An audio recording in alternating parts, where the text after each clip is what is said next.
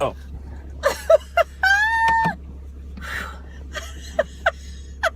we were at a drive-in. We just watched Charro. At least we saw a lot of it. Okay, well, we did just watch Charro. Oh my God, you're driving me crazy. What? And Elvis plays Jess Wade. So this is a complete Western, and Complete. there's a lot of traditional Western elements here. He's part of a gang, or he left a gang earlier before the film started, and his gang has found him and has set him up for the big heist that they took was a big cannon, and everyone's looking for him.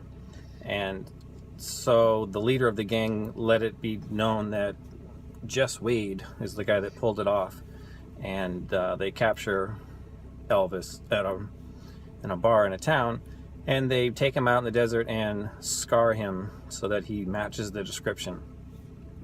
And then Elvis is turned free to go run around and hopefully get caught, and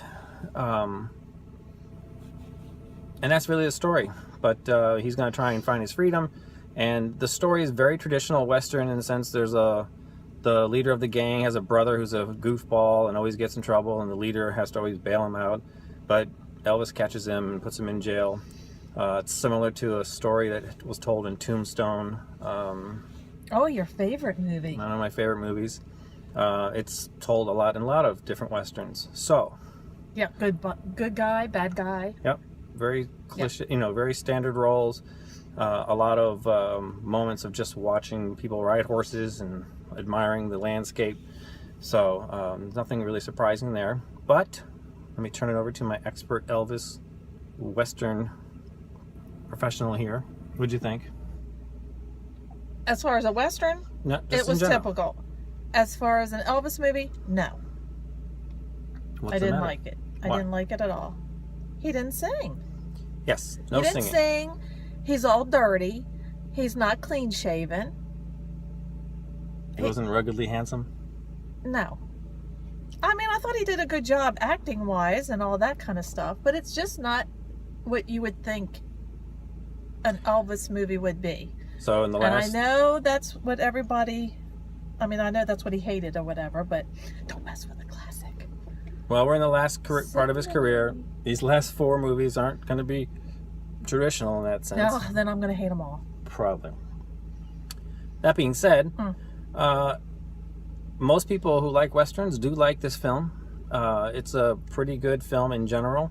It's, again, doesn't go deep in any Western roots, but I would even say it's kind of a good intro Western for younger viewers. There's very little graphic. There's very little violence in general. There's a lot of implied, but there's just isn't a lot. And to that effect, this film was, he started filming this movie 3 weeks after the '68 special, and he had a super, tons of energy, really excited, and this was the first script in a long time that had no singing. He was going to be straight up acting. He was very excited about it. Very physical, too. And then he got to set, and they ripped the script apart. There was supposed to be a bordello scene, a nude scene, a bunch more violence, and they cut all of it. So he was very unhappy with it. Very unhappy about doing that film, in that sense. A nude scene? Yeah, in the Western? The girl who's in the bathtub at the beginning, she gets out, it's apparently naked. Oh. And in this time, she's not. Oh, yeah. But pretty much, though. Well, she's covered up, but I mean, there's, again, implied, but there were supposed to be more graphic elements to have more of a bite, and it didn't happen. They stripped it. But that being said, in retrospect, Elvis couldn't really know this, but I mean, going along with the rest of his career, a lot of his films are very tame and all ages. It really helped build a much bigger audience than most entertainers would ever get. So I always liked it as a kid. It did what he wanted, but without him knowing it. We the kids, when we watched it, thought it was more hard-edged. And today they look at it, it's not really at all.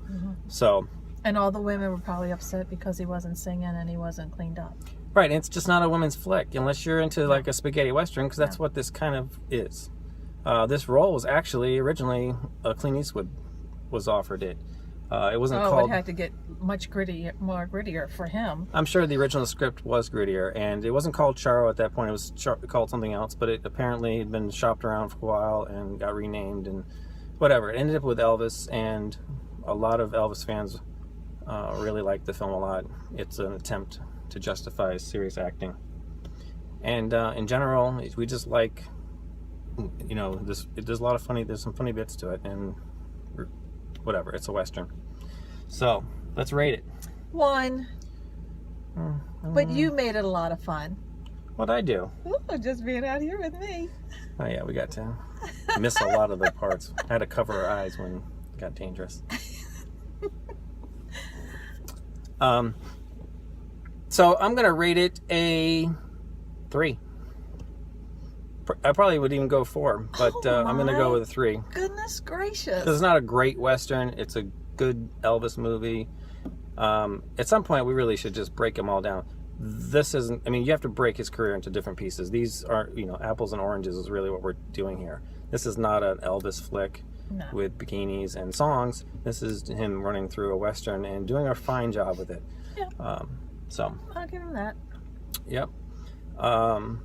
Okay, so the next film we're going to be looking at is called The Trouble with Girls. And no singing in that one? There's some. Oh, okay. But, I mean, we're looking at 2 to 3 songs for the rest of these movies. There's only 2 more dramatic films. And, you know, whereas we used to get maybe 6 to maybe 10 songs, we're going to get 2 or 3. And they're going to... that's better than none, like this one. Wait to hear these songs, though. Oh, dear. Yeah, they're pretty bad. Okay, so that's enough of this. We'll see you again pretty soon. See you later.